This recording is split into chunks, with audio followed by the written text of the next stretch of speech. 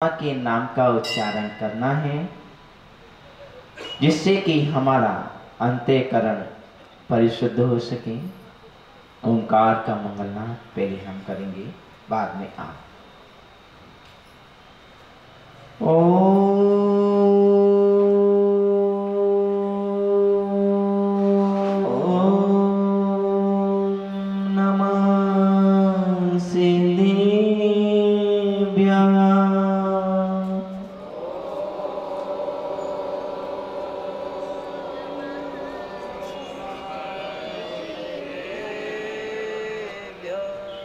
शिवं सुतिबुद्धं परं विश्वनाथं, न देवो न बन्धु न कर्मा न कर्ता, न अंगं न संगं न स्वेच्छा न कायं, न अंगं न संगं न स्वेच्छा न कायं, चिदानंद रूपम नमो वीतरागम, चिदानंद रूपम नमो वीतरागम, चिदानंद रूपम नमो वीतरागम।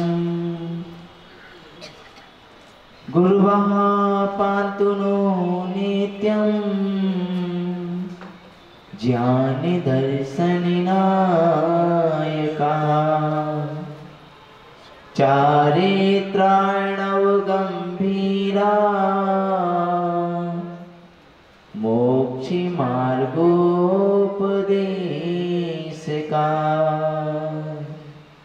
मोक्ष मार्गोपदेशका, मोक्ष मार्गोपदेशिका।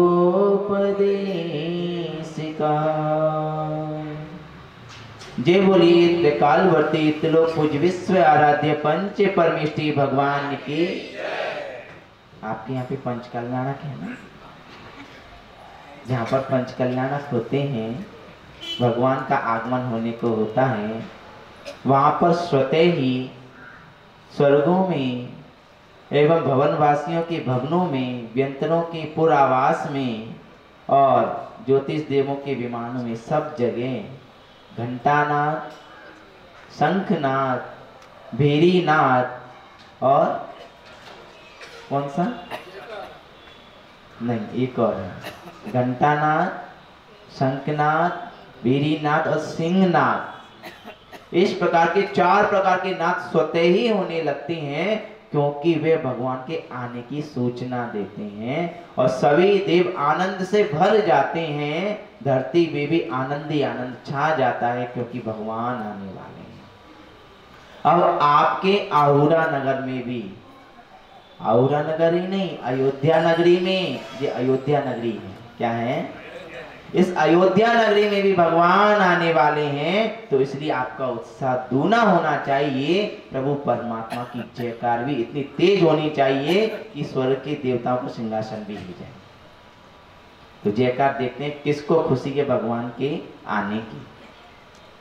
जय बोलिए परम पिता परमात्मा प्रथम तीर्थेश 1000 श्री आदिनाथ भगवान के। जय बोलिए देवादिदेव 1000 श्री मूल नायक शांतिनाथ भगवान के। वर्तमान जिन शासन नायक देवादिदेव 1000 श्री महावीर भगवान की। 24 तीर्थंकर भगवानों की। परम पूज्य विक्षण ज्ञान उपयोगी आचार्य भगवान गुरुदेव श्री वसुनंदी जी महाराज के। आचार्य संघ की। अहिंसा में विश्व धर्म की। द्वादशांग में जिनवाणी माता की। आचार्य संघ की नमस्कार। अच्छा एक बात बताइए, आपको जयकार लगाने में कैसा लगा? अभी हमें आनंद नहीं आया, जब सब एक साथ बोलेंगे आनंदम तब लगेगा। कैसा लगा? केवू लाग्यो, सरस लाग्यो। धर्म स्नेही सत श्रद्धालु जिन चरणाम्बुजों के अनन्य उपासक, जिनवाणी के आराधक एवं निर्गंत गुरुओं के चरणों के चंचरित यहाँ पर जिनालय के पवित्रतम प्रांगण में उपस्थित आप सभी भव्य वर पुंडरी पुण्यात्मा महानुभाव,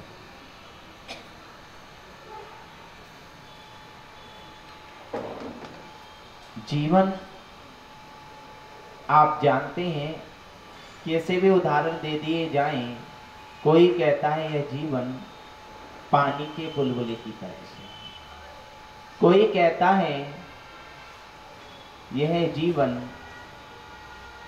बिजली की चमक की तरह से है, कोई कहता है यह जीवन पर्वत से गिरती हुई नदी की तरह से है, कोई कहता है यह जीवन एक जुगनू की तरह से है, चमके और कब चमक खत्म हो जाए, कोई कहता है यह जीवन माटी के पुतले की तरह से है, जरा सा ठोकर लगे गिर जाए। जो इस जीवन को जान लेता है, वास्तविकता में जान लेता है, तो उसका जीवन ना तो पानी के बुलबुले की तरह नष्ट होता है, ना आकाश में चमकती हुई बिजली की तरह नष्ट होता है, ना ही उसका जीवन माटी के पुतले की तरह नष्ट होता है, और ना ही उसका जीवन जुगनू की तरह से नष्ट होता है। उसका जीवन तो अमरत्व को प्राप्त कर लेता है, ऐसा जीवन बन जाता है कि वह जीवन कभी नष्ट नहीं होता, शाश्वत जीवन बन जाता है, जैसे सिद्धों का जीवन है। अब कैसे हम जीवन को शाश्वत बनाएं, कैसे इस जीवन को अन्य विरोधी साधनों से मुक्त कराएं, जो विरोधी साधन हमारे जीवन को नष्ट कर देते हैं, ऐसा क्या है जो हमारा जीवन अमृत को प्राप्त हो जाए। तो इस बारे में विगत 3 दिवस है ना, तब से देख रहे हैं कि हमारे आत्मा में जो लगे हुए जन्म जरा मृत्यु जैसे रोग हैं, जो हमारे जीवन को नष्ट करते रहते हैं, जबकि हमारा जीवन, आत्मा का जीवन शाश्वत है, फिर भी कहते हैं यह जीव मृत्यु को प्राप्त हो गया। एक कलंक लगा हुआ है इस आत्मा पर कर्मों का, उस कर्म के कलंक से कैसे छूटें, इस बारे में आचार्य भगवान कुंद स्वामी हम सबको बता रहे थे कि इस रोग के निवारण के लिए भैया औषधि भी लो, परहेज भी करो, और जब रोग दूर हो जाए तो टॉनिक भी आवश्यक है। तो हमने देखा था औषधि कौन सी, देव शास्त्र गुरु की भक्ति, अर्थात जिनेंद्र भगवान जिन्होंने उस मुक्ति को प्राप्त कर लिया है, उनकी वाणी जो बताती है ऐसे मुक्ति को प्राप्त किया जाता है, वे विधि बताती है। और तीसरे गुरु महाराज जो उस विधि को अपना रहे हैं, मुक्ति के मार्ग पर बढ़ रहे हैं, उन तीनों की भक्ति करेंगे। एक टारगेट हो गया, एक विधि हो गई, और एक हमारे आदर्श हो गए, हमें चलाने वाले तीनों हो गए। जब ये तीन मिलते हैं तब हमारा मार्ग प्रशस्त होता है। तो ये औषधि जैसे हर्ड, बहेरा, आंवला, इन तीनों के मिश्रण से क्या बनता है, त्रिफला। इन 3 फलों के मिश्रण से त्रिफला बन जाता है। वह वात, पित्त, कफ, इनके विकृत होने से सभी रोग उत्पन्न होते हैं, उन रोगों को दूर कर देता है। ऐसे ही देव शास्त्र गुरु की भक्ति हमारे अंतरंग के रोगों को दूर करने में समर्थ है। लेकिन साथ में कह दिया भैया परहेज भी आवश्यक है। हम भी परहेज करते हैं आप भी परहेज करते हैं। परहेज क्या करते हैं, परहेज, हेज मतलब पर मीन्स पर, जो हमारी आत्मा से अलग है, अन्य है, उस पर हेज करते हैं, अर्थात उससे लगाव रहता है, उससे प्रीति करते हैं। कोई बालक पर कोई माँ वात्सल्य दिखाती है तो कहते हैं बड़ा हेज दिखाती है। हेज मतलब उस पर प्रीति, प्रेम, उसको अपना मानते हैं। अभी तक हम पर में हेज कर रहे हैं, इसीलिए परहेज नहीं कर पा रहे। अब परहेज किससे करना है? तो आचार्य भगवान ने कहा अगली पंक्ति में, देव समय गुरु भत्ता औषधि हुई और संसार शरीर भोग परिपचत्ता। हे भव्य पुरुषों, हे भव्य जीवों, यदि तुम्हें मुक्त होने की अभिलाषा है तो आपने औषधि तो मिल गई, पुण्य से मनुष्य कुल मिल गया, जैन कुल मिल गया, जिनेन्द्र देव मिल गए, जिनवाणी सुनने को मिल गई, गुरु महाराज मिल गए। अब औषधि को प्राप्त करके इस औषधि का दुरुपयोग मत कर लेना, थोड़ा परहेज कर लेना। अब जब तक परहेज नहीं करोगे तो औषधि काम नहीं करेगी। एक चींटी, वह शक्कर के ढेर में रहा करती थी। शक्कर के ढेर में चींटी रह रही थी। वह कहीं से एक बार निकली, उसने देखा कि एक चींटी नमक के ढेर पर रह रही है और दुबली पतली हो गई, कमजोर होती जा रही है। वे जा रही थी, दोनों ने एक दूसरे को देखा और जो नमक पर बैठी हुई चींटी थी वह देख रही थी, ये चींटी कहां से हष्ट पुष्ट है, ये मोटी ताजी चींटी है और मैं पतली दुबली। और वह भी ये सोच रही है, दूसरी चींटी भी, ये पतली दुबली चींटी है, ये मोटी कैसे हो। दोनों आपस में मिले, वार्ता हुई। पतली चींटी ने कहा, क्यों बहना, आखिर कौन सी चक्की का आटा खाया है, क्या खाती हो जो इतनी मोटी होती जा रही हो। तो अरे मैं भी तुमसे यही पूछना चाहती थी कि तुमने आखिर क्या खाना छोड़ दिया, तुम्हें भोजन नहीं मिलता जो तुम पतली दुबली होती जा रही हो। कुछ नहीं, मैं यहाँ पर रहती हूँ नमक के ढेर पर। अरे तुम नमक के ढेर पर रहोगी तो पतली दुबली हो जाओगे, तुम्हें तो मिठास की आवश्यकता है, शक्कर की आवश्यकता है, चलो मेरे साथ। मैं तो शक्कर के ढेर में रहा करती हूँ, खूब शक्कर खाती हूँ, खूब मीठा खाती हूँ, इसलिए मोटी ताजी होती जा रही हूँ, चलो मेरे साथ, मैं तुम्हें शक्कर खिलाऊंगी। ठीक है, पक्का खिलाओगे ना, मैं मोटी तो हो जाऊंगी ना। ठीक है, हो जाऊंगी, विश्वास रखो।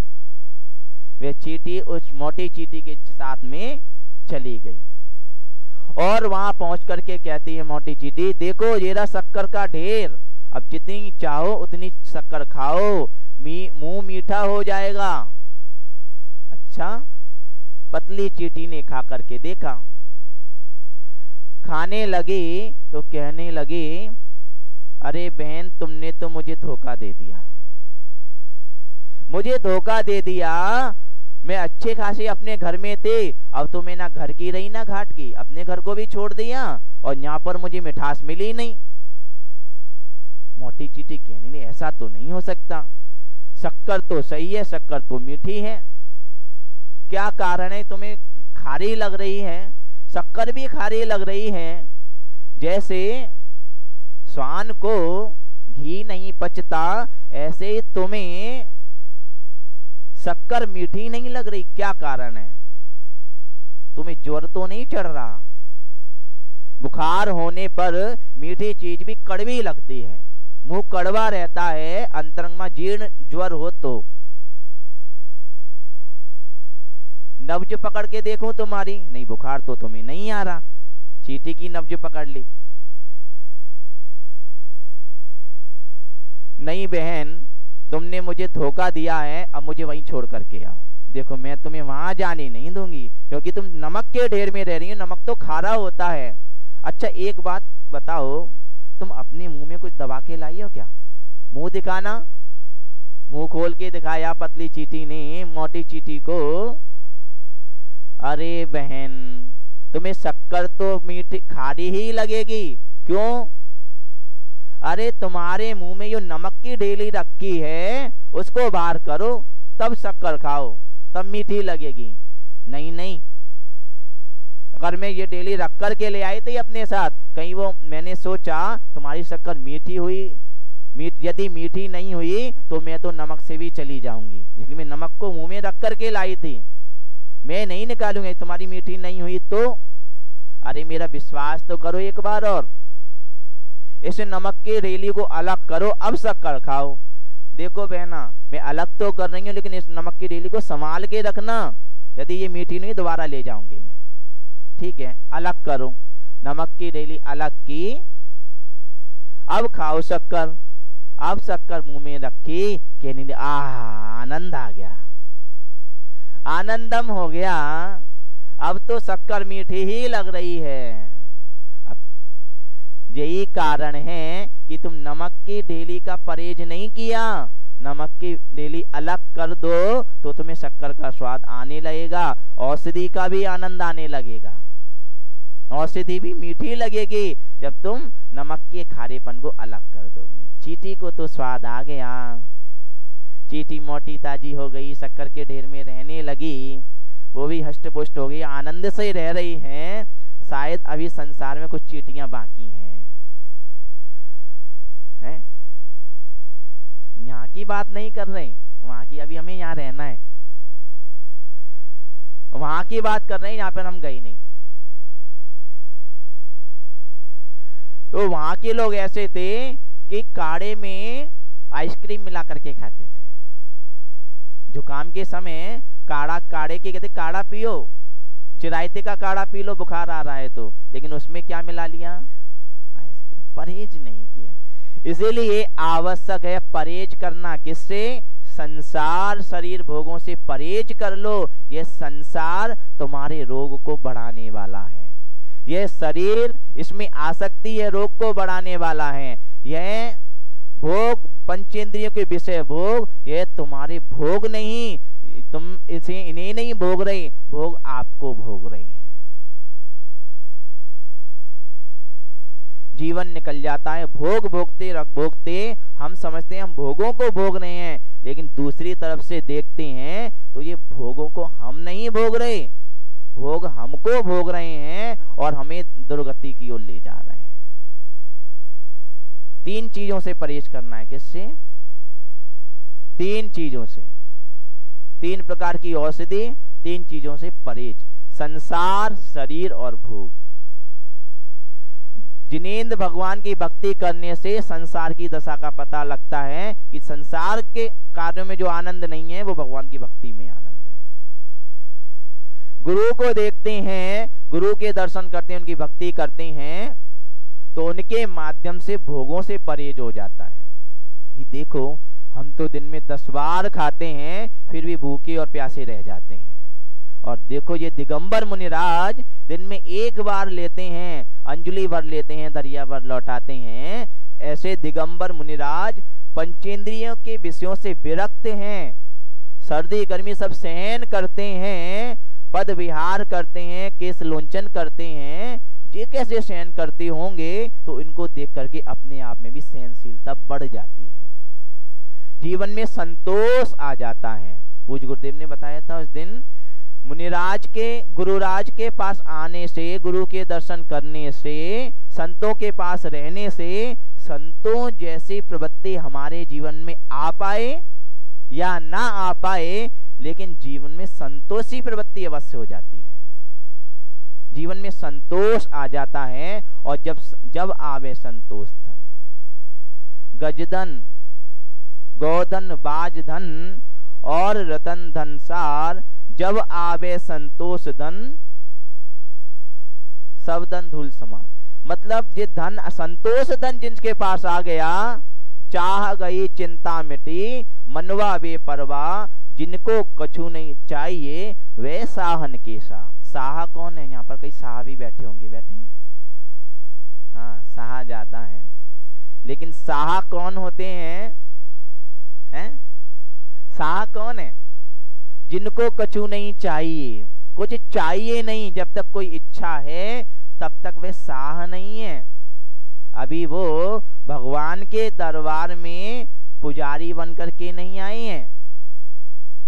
क्या बन के आए हैं आप समझ के? यहाँ के लोग समझदार हैं, सब यहाँ के लोग सब मजेदार हैं? समझदार हैं कि सब मजेदार हैं? हैं? इसीलिए कह रहे हैं गुरु महाराज आए हैं, समझदार बन जाओ।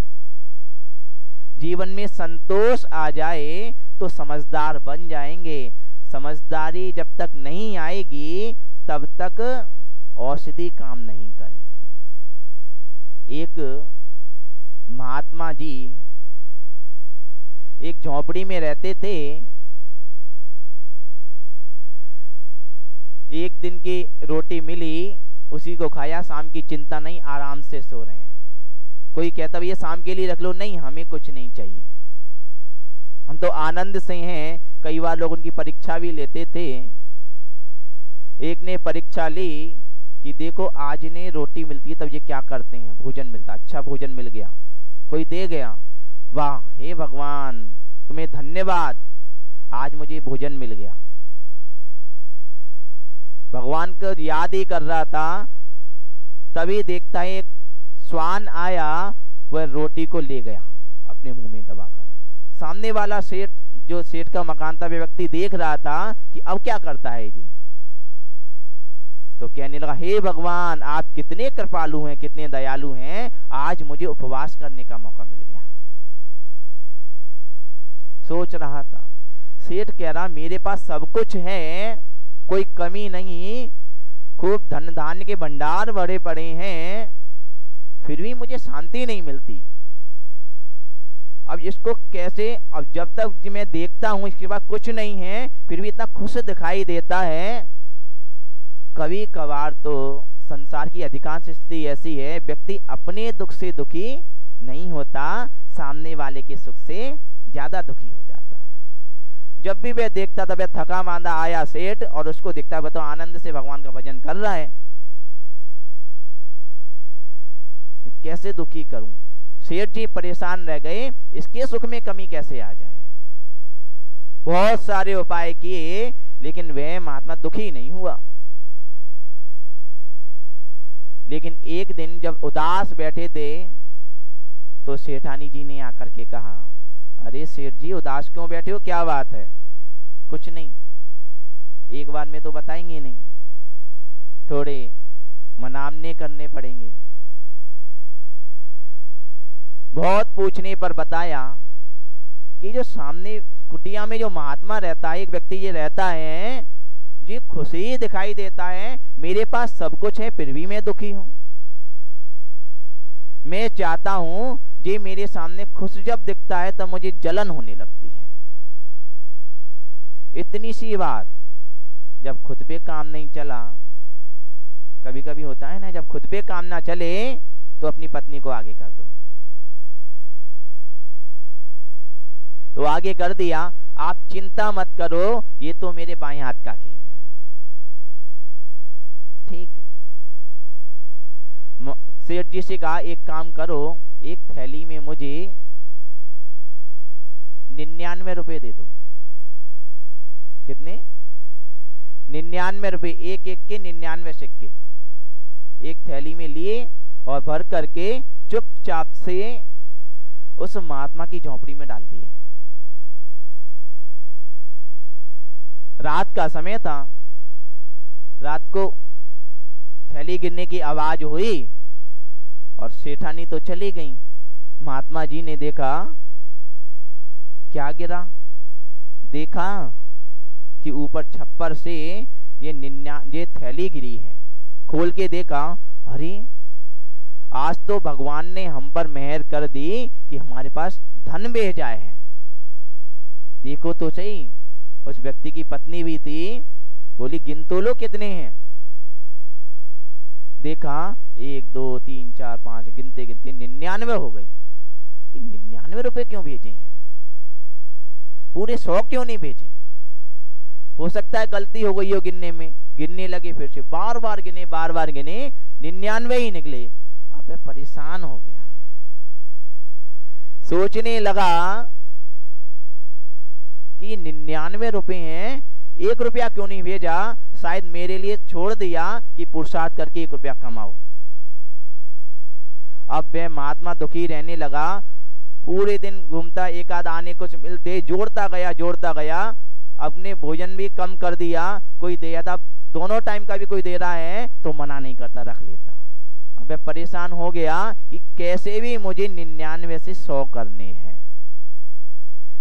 99 से 100 करने के चक्कर में वह दुखी रहने लगा। अब सामने वाला शेर देख रहा है कि बस उसके चेहरे पे खुशी छा गई कि तुमने कमाल कर दिया कि जिसको मैं दुखी देखना चाहता था उसको दुखी कर दिया।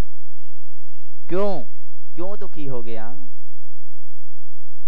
क्योंकि उसकी इच्छा बढ़ गई, संतोष चला गया 99 की 100 करने के चक्कर में। और 99 का चक्कर बहुत खतरनाक है। जब तक ये 99 का चक्कर रहता है तो व्यक्ति या संसार में पड़ा रहता है। जब वह एक संतोष धन को प्राप्त कर लेता है तो सब जीरो हो जाता है, सिर्फ एक और एक की बात सोचता है, बस अपनी आत्मा की बात।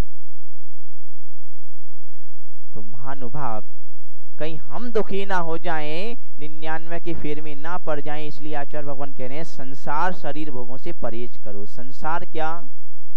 संसरति इति संसारा, जिसमें जीव संसरण करता है अर्थात भ्रमण करता है, पंच परावर्तन करता है, द्रव्य क्षेत्र काल भाव और भव। ये पंच परावर्तन करता है इस संसार में, इसलिए संसार है। जब बैठ के चिंतन करता है संसार भावना का कि संसार है क्या, आज मैं जिसको अपना संसार मान रहा हूं, जिस परिवार को अपना संसार मान रहा हूं, क्या कल यही मेरे माता पिता थे? क्या आगे यही मेरे माता पिता होंगे? क्या यही मेरी बहन थी पहले, कि पहले भी बहन थी? कौन थी? कुछ नहीं कह सकते। आचार्य भगवान कुन-कुन स्वामी ने भाव पावड़ में कहा कि इतने माता पिता हो चुके, यदि उनकी आंखों आंसू की एक बूंद इकट्ठी की जाए, हर भव के माता पिता के एक एक बूंद, तो इतने समुद्र भर जाएंगे कि गिन भी ना पाओगे, समुद्रों की गिनती नहीं कर पाओगे, इतने माता पिता हो चुके। किस माता पिता से मोह करोगे? आप लोग सोचते हैं ना महाराज जी कैसे छोड़ के आ जाते हैं परिवार को, कैसे छूट जाता है? इन्हीं आचार्यों की वाणी को सुन करके, इन्हीं बातों का चिंतन करके कि हम किसके लिए मोह करते हैं। जीवन भर हम कमाते हैं किसके लिए? बच्चों के लिए, पत्नी के लिए, परिवार के लिए, समाज के लिए, दूसरों के लिए कमाते हैं, पाप करते हैं दूसरों के लिए, लेकिन उसका फल भोगते हैं खुद। कोई सहभागी पाप में नहीं होता।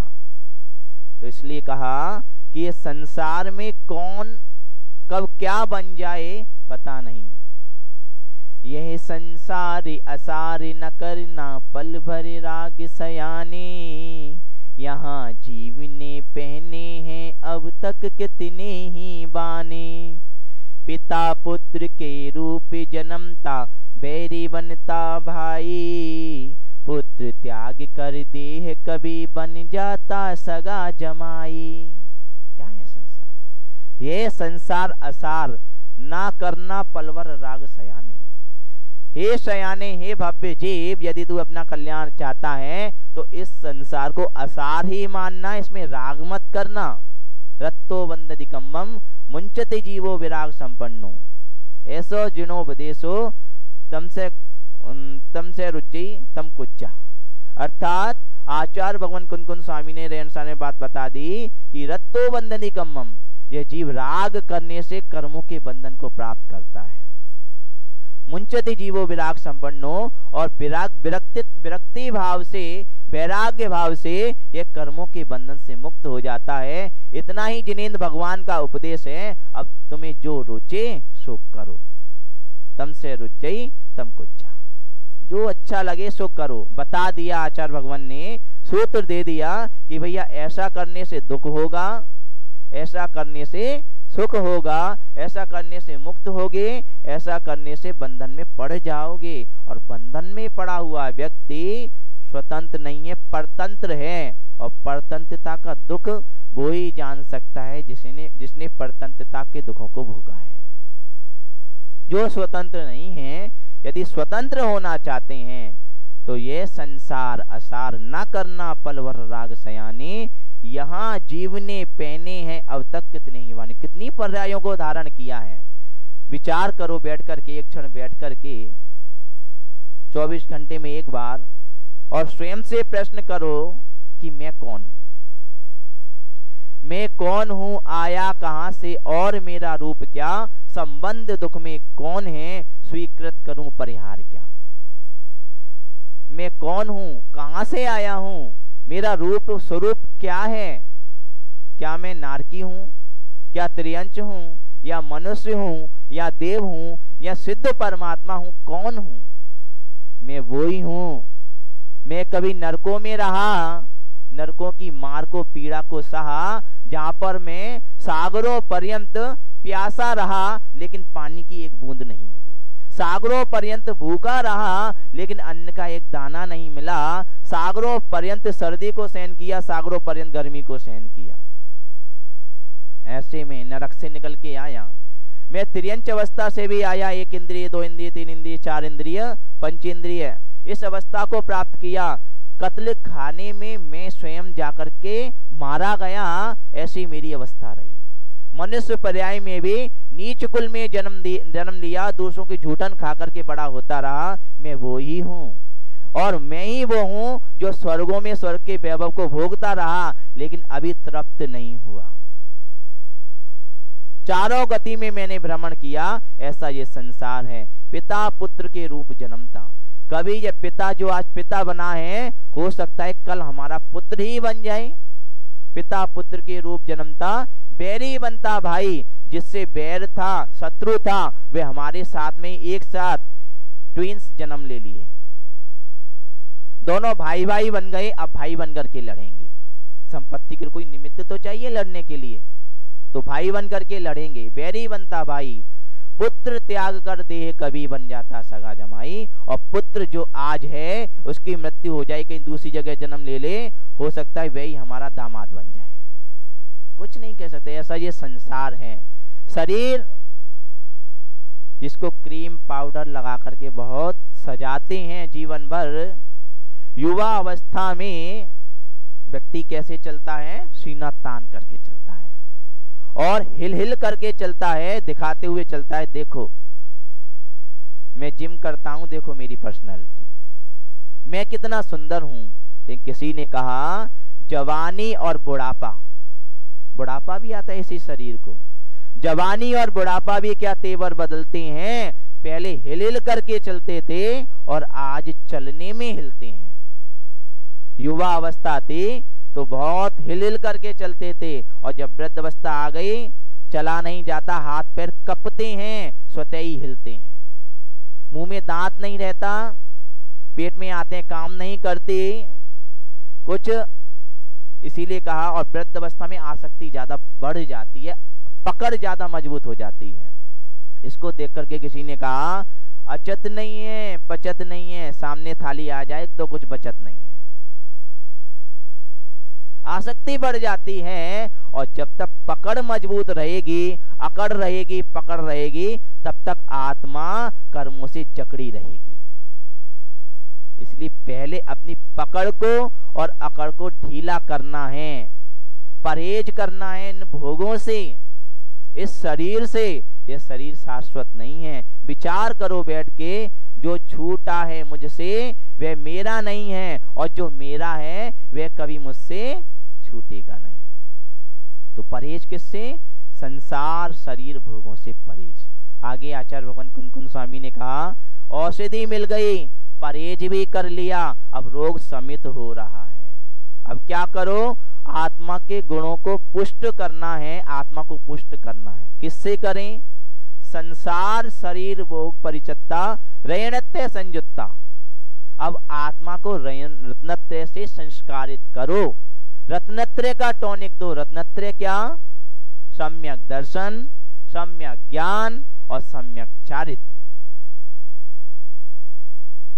ये हम लेंगे, यानी बादाम खाओ, काजू खाओ और पिस्ता खाओ। सम्यक दर्शन, सम्यक ज्ञान, सम्यक चारित्र का टॉनिक ले लो तो हमारी आत्मा पुष्ट हो जाएगी।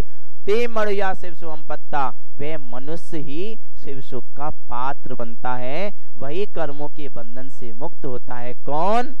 जो देवशास्त्र गुरु की भक्ति करता है, देवशास्त्र गुरु में अनुरक्त है, संसार शरीर भोगों से विरक्त है और रत्नत्रय से संयुक्त है, वही शिव सुख का पात्र बनता है, वही तीनों लोकों का मित्र है। सम्यक दर्शन अर्थात श्रद्धान, ये बचपन से सिखाया जाता है। रत्नत्रय की शिक्षा बचपन से दी जाती है। क्या कहा जाता है? 3 पहिए की गाड़ी दे करके, बेटा देखभाल कर चलो। क्या कहते हैं? बोलिए। ऐसे नहीं, बेटा देखभाल कर चलो। हाँ, स्वयं से बोलो, बेटा देखभाल कर चलो। अपनी आत्मा से कहो कि देखो, अर्थात समझ लो, श्रद्धान करो, दर्शन, सम्यक दर्शन। भालो अर्थात अब ज्ञान को प्राप्त करो, सम्यक ज्ञान में अपना मन लगाओ। अब सम्यक दर्शन हो गया, सम्यक ज्ञान, दोनों एक साथ होते हैं। युगपत होते हुए प्रकाश दीपक तय हो, दोनों एक साथ होते हैं। फिर कहा चलो, अब चलो, एक एक कदम बढ़ाते जाओ, स्टेप बाय स्टेप यथाशक्ति बढ़ते जाओ, अर्थात चारित्र को धारण करो। अब ये तुम्हें टॉनिक मिल गया, अब तुम सिद्धालय की सीढ़ी चढ़ जाओगे, सिद्धालय में पहुंच जाओगे। अब मुक्त होना है, मुक्त होने के लिए कुछ तो करना पड़ेगा। कुछ भी ना करना पड़े, इसके लिए कुछ तो करना पड़ेगा। कैसे हो? एक छोटा सा दृष्टांत बताते हैं कि एक महात्मा जी के पास जंगल में उनका आश्रम था और उन्हीं आश्रम के पास में बड़ा वृक्ष था, बट वृक्ष, उस पे तोता बैठा रहता था। वह तोता महात्मा जी की संगति में आकर के महात्मा जी जैसे शब्द ही बोलने लगा, उन्हीं के जैसे बोलता था, बड़ा ही सज्जन। क्योंकि आश्रम में कोई भी भक्त आता, कुछ भी आता, तो महात्मा जी के अन्य जो चेले थे वे कहते आइए, बैठिए, विराजिए, आपका स्वास्थ्य ठीक है, आप क्या पिएंगे, क्या खाएंगे, बड़े ही अच्छे शब्दों का प्रयोग आप करके बोलते थे। इन सबको देखते देखते वह तोता भी यही सीख गया। वह भी कहता था आइए, कोई भी आता आश्रम में वह तोता भी बोलने लगता, आइए, बैठिए, आपका स्वास्थ्य ठीक है, आप क्या पिएंगे, ठंडा की गर्म है? आप क्या खाएंगे, आपको क्या परेशानी है, बहुत अच्छे से बोलता था। आश्रम में अंदर प्रवेश करने से पहले ही लोगों को बड़ा आनंद आता था उस तोते की आवाज, बातों को सुन करके। और मिष्ठ बोल ऐसे ही होते हैं, मीठे बोल सबको पसंद हैं। यदि मीठा सुनना चाहते हो तो मीठा बोलना शुरू कर दो। इसीलिए पूज्य गुरुदेव के प्रवचन कैसे हैं? मीठे प्रवचन। तो मीठा बोलोगे तो मीठा सुनने मिलेगा, यदि मन चाहा बोलोगे तो अनचाहा सुनने मिलेगा। तो वह तोता भी मीठे मीठे बोल बोलता था। एक बार उसी जंगल में डाकुओं का गिरोह निकला। डाकू आए और आश्रम में लूटने के लिए आए। वे सोचने लगे यहाँ पर बहुत सारे भक्तगण आते हैं, बहुत कुछ चढ़ावा देते होंगे, यहाँ बहुत सा धन होगा, तो यहाँ से लूट करके चले जाओ। पहुंच गए आश्रम में, उन डाकू से भी वह तोता बोलने लगा, आइए, बैठिए, आपका स्वास्थ्य ठीक है, बहुत अच्छे शब्द, वही शब्द दोहराने लगा। डाकुओं को वह तोता बड़ा पसंद आया। पहले तो डाकू अंदर गए, तलवार रखी, कहा जो कुछ भी है सो निकालो। महात्मा जी बोले हमारे पास है, हम तो फकीर हैं, हम कुछ नहीं रखते। देख लिया, कुछ नहीं मिला, लेकिन कहने लगे हम बोनी या नेट नहीं करेंगे, बोनी खराब नहीं करेंगे अपनी। शुरुआत यहीं से की है, उनकी भी दुकानदारी है कि हम तो यहाँ से कुछ लेकर के ये जाएंगे। उन्हें वो तोता पसंद आया, हम तो तोते को ले जाएंगे। महात्मा जी रोका, नहीं मेरे तोते को मत ले जाओ। उन्होंने तोता पकड़ लिया और तोते को अपने साथ ले जाने। महात्मा जी बहुत रोकने लगे कि तोते को मत ले जाओ, इससे मेरा बहुत मन लगा रहता है। ठीक है, नहीं माना और डाकू उस तोते को ले गया, ले जा करके एक पिंजरे में बंद कर दिया। कहा वह स्वतंत्र वृक्ष पर घूमता रहता था, अब वह पिंजरे में बंद है। वो उदास रहने लगा, ना कुछ खाए ना कुछ पिए। डाकू सभी कहने लगे ये उदास रहता है, क्या करें। फिर भी जबरदस्ती रख देते थे, थोड़ा बहुत पानी पिया, पीता ही नहीं था, मुंह में गया, बाहर निकाल दिया। ऐसे क्रम चल रहा था कि एक दिन डाकू फिर जाने लगे। जाते समय कहने लगे तोते से, हम उसी आश्रम की ओर जा रहे हैं, कुछ कहना तो नहीं है महात्मा जी से, हम महात्मा जी के पास जा रहे हैं। जा रहे हो महात्मा जी के पास तो एक काम करना, मेरा एक प्रश्न पूछ लेना। क्या प्रश्न है? ये प्रश्न है कि मुक्ति का उपाय क्या है, मुक्ति का क्या उपाय है। ठीक है, पूछ लेंगे। चले गए, महात्मा जी के आश्रम के पास से निकले, कहने लगे अरे महात्मा जी का आश्रम आ गया, तोते ने कुछ प्रश्न पूछा था, वह भी भूल गई क्या प्रश्न पूछा था। याद आई, अरे वो प्रश्न पूछा था मुक्ति का उपाय क्या है।